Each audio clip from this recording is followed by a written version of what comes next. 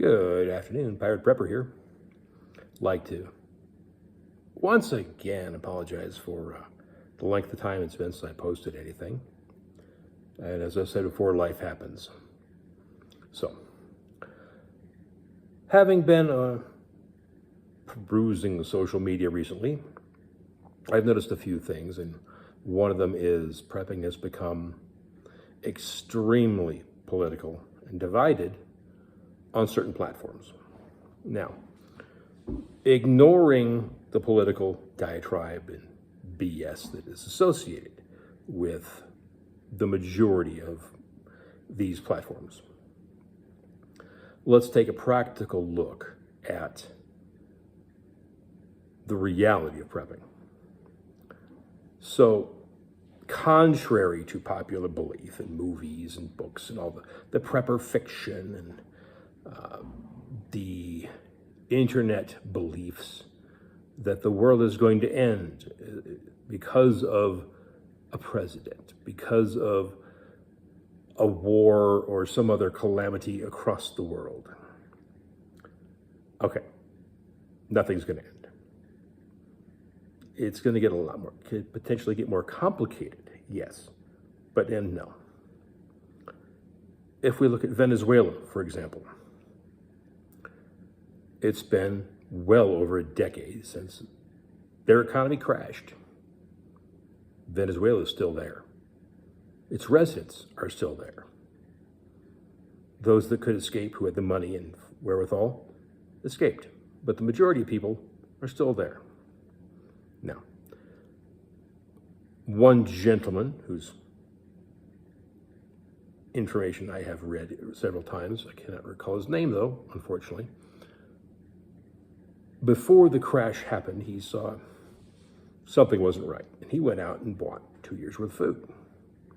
And I mean 2 years worth. Well, that 2 years worth of food supplemented everything he could get over the decade that followed.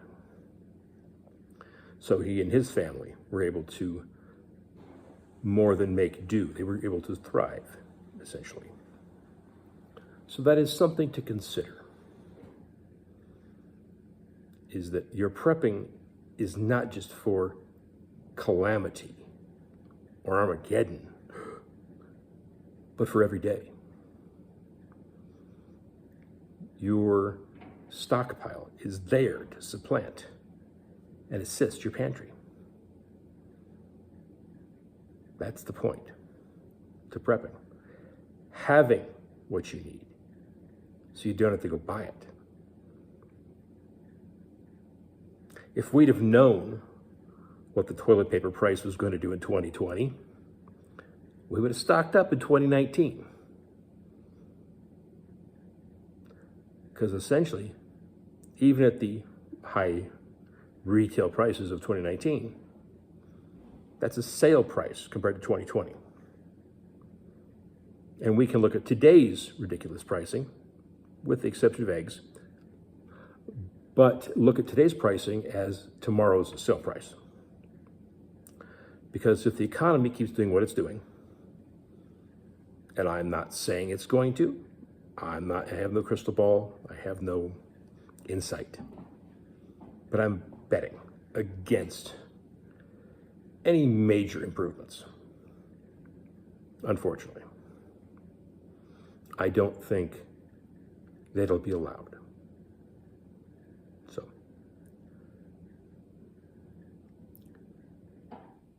what we should probably be focusing on is consumables. And that doesn't mean just food. Consumables would include things like toothpaste, toothbrushes. How many do you use in a year? Are you using a tube of toothpaste a month? Okay, put back 12 tubes. Big deal. Not a lot of money, not a lot of space. Same with toothbrushes. Do you use one every month, one every 2 months, one every 6? Put back enough toothbrushes for a year or two. You're hedging your bet against inflation and price increases and unavailability. Same goes for food. You can put back some rice, beans, whatever. Now, rice and beans are a prepper staple, have been for years. There's a couple problems with rice and beans. And let's start with the beans. One, they are a great source of food, protein and nutrients, et cetera, et cetera. Yes. They're also high work, high labor. They're not instant. Dry beans, you have to soak, you have to cook them, which takes energy, caloric expenditure to cook. Okay. If you do not have a means to cook them, beans are not a good choice. So there's also the added downside of certain gaseous tendencies for some people. So think about what you're stockpiling. A, make sure it's something you're eating. And B, make sure it's something that's going to agree with you. Now, rice, again, it's a staple. It's cheap, it's effective, it's filling. With beans, it's a complete protein. Okay, great. At the same time, rice takes considerable amount of water and considerable amount of heat to cook. So, what are the options? Well, first one is minute rice. Is it as fluffy, tasty, et cetera, et cetera? No. But it's a lot less water and a lot less heat needed to make it work, to make it edible. Okay? Just a thought. Now, I don't mean put everything into the minute rice, but it's definitely worth having more than a little. Okay? How about couscous? Not the Israeli pearl stuff, little grain type. Almost no water needed. Season it with, put it with whatever. It's quick, cheap, easy, highly effective.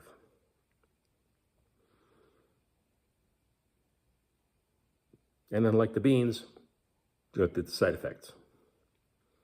So take a look at what you're prepping. Look at your consumables. Start putting those back. Look at what foodstuffs you're preparing. And really take a second look at them.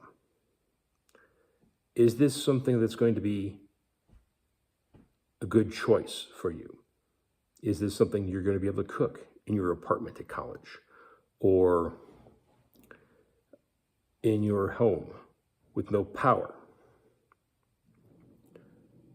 A lot of places nowadays don't have a means of cooking without power in one form or fashion. So how are you going to do X, Y, and Z? Start looking, start playing around with it. All right. This is a quick starter for today. I've got a couple more coming up, but have a look at what you're preparing, what you're stockpiling, and be realistic. Bye, out.